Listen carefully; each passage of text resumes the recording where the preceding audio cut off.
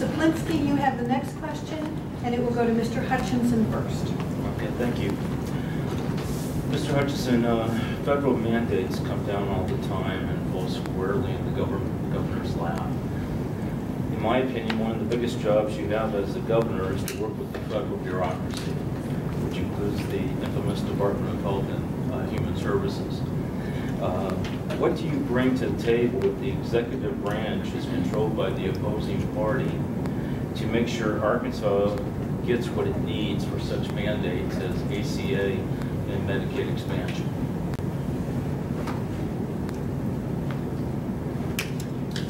Well, it is a problem. When you look at the challenge of federal mandates, first of all, as governor, I want to look at whether it's constitutional or not.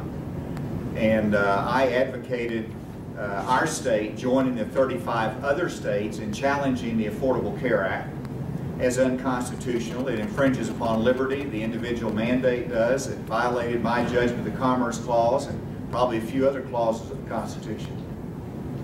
Governor Beebe and the Attorney General did not take my advice. They didn't join in that litigation. But as governor, that's the first test as to whether the federal mandate is constitutional. Secondly, you got to work in partnership. I mean, our federal delegation, we've got all Republicans now in terms of our members of Congress. You want to work with them. And they have the same conservative philosophy. And we want to make sure that we're working as a team. Whenever it comes to the Affordable Care Act, we got the Obama administration, obviously they have shown a willingness to retreat from mandates that aren't working well or are politically unpalatable. Well, let's take advantage of that, and also you don't know how it's going to change between now and next year. And so whenever you look at what we're doing in Arkansas in terms of the private option, we've got to find out what's going to happen between now and next January in Washington, D.C., and what else is going to change. We need to look at the long-term cost of it as to whether it's actually affordable for our state, not just now, but in 3 years we start taking up a % of the cost.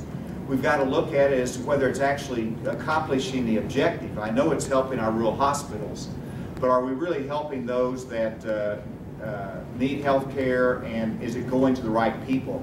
And you look at 110,000 now, I believe, signed up, which is far less than 250,000 projection. I'm one of these that like to probe into the details. I want to have a good picture as to who are these 110,000. I want to probe deeply as to, are they working? Are they not working? What is their income level? Did they have insurance previously that was transferred from employer-based over to the private option so the employer could save money? I want to know really in depth, is it accomplishing the objectives that we wanted to accomplish? Secondly, is it affordable? And thirdly, what changes are going to happen in this administration between now and then? And then we make decisions going forward, and you betcha, we'll ask for more waivers, including a waiver so we can have asset tests, if needed be, for those that participate in that private option. Thank you, Mr. Hutchinson. Mr. Saplinski, the same question for Mr. Coleman, or a different question? Thank you, Mike, and I appreciate it. You know, I think we're sitting in a situation, we're living in a situation today where federal mandates have become a threat to the intended balance of power that our framers created when they created our Constitution. Fundamentally, it's important to understand that the United States of America, and it's, get the name, it's the United States of America. I think we've forgotten the concept that the states created the federal government and not the federal government created the states.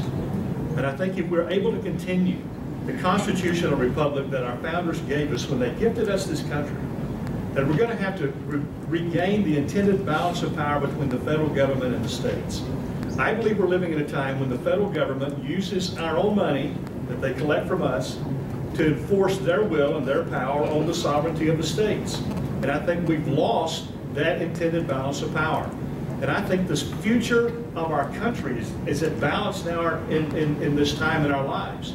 So what I propose is that, in fact, I've already begun working on the project, is that we start building a coalition of like-minded, principled, and even courageous governors and state legislators who will agree that we will push back at the same place, at the same time, in the same way.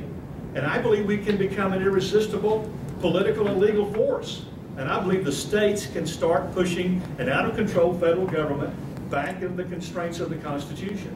In fact, I believe that if the states don't do that, I don't know that it's ever going to happen. Because we're in a place now where Washington today is not going to willingly give us back anything it's taken. And I believe this is where the battle's going to come. And I don't believe Arkansas can stand up to the federal government by itself. If Arkansas, I mean, go look at what happened to Jan Brewer in Arizona when she tried to do that. By the way, I'm a huge fan of Jan Brewer in Arizona. But let me just say that, like a friend of mine from Texas said, actually, that if Arkansas tries to stand up to the federal government by itself, it's going to get squashed like a June bug on the sidewalk in the summertime. But the good news is we don't have to do that, because there are a couple of dozen other governors around the state who sound just like me. Nikki Haley in South Carolina, Susana Martinez in New Mexico, Jan Brewer in Arizona, Bobby Jindal in Louisiana, Scott Walker in Wisconsin, just to name a few of those. This is the time, this is a critical time in our history of our country when we recover the constitutional republic that our founders gave us. And I think we must seize this moment, because we have no guarantee that it will ever come again to us.